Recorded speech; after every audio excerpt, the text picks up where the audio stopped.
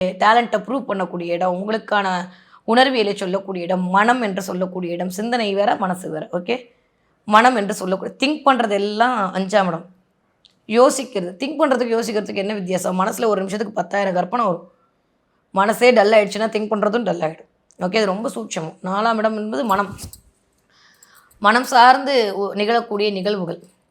இது மூளை அப்படின்னா இது மனசுன்னு வச்சுக்கோங்க. ஸோ 5ஆம் இடம் உங்களுக்கான மூளை, 4ஆம் இடம் உங்களுக்கான மனசு. கிளியர்? அதனால தான் இதயத்தை கொண்டு போய் அந்த இடத்துல வச்சாங்க. அதனால தான் மூளையை கொண்டு போய் அந்த இடத்துல வச்சாங்க. ஜோதிடம் ரொம்ப சுவாரஸ்யமானது, ஒரு போதை. நீங்கள் படிச்சிங்கன்னா வெளியிலேயே வரமாட்டீங்க. அந்தளவுக்கு ஒரு புலங்காயுதம் அடையக்கூடிய ஒரு விஷயம் தான் ஜோதிடம். அப்போ 4ஆம் இடத்துல கொண்டு போய் இருக்கக்கூடிய சனியோட அமைப்பு. அப்போ என்ன ஆகும்? இந்த இடமெல்லாம் ஓரளவுக்கு ஃப்ரீஸ் ஆகும். Okay, clear? அப்போது பார்வை பலன் தான் மேடம் கொஞ்சம் பயமுடுத்தும் அப்படின்னு சொல்கிறாங்கன்னா, எஸ், பார்வை பலன் பயமுடுத்தும் தான். ஆனால் ரொம்ப கருப்பாக இருக்கிற ஒரு இதுக்கு மேலே ஒரு நல்ல லைட் அடித்து அது கொஞ்சம் வெளிச்சமாயிட்டு அது பார்த்துச்சுன்னா எப்படி இருக்கும்? கருப்பாக பார்க்கும்? இல்லை இல்லை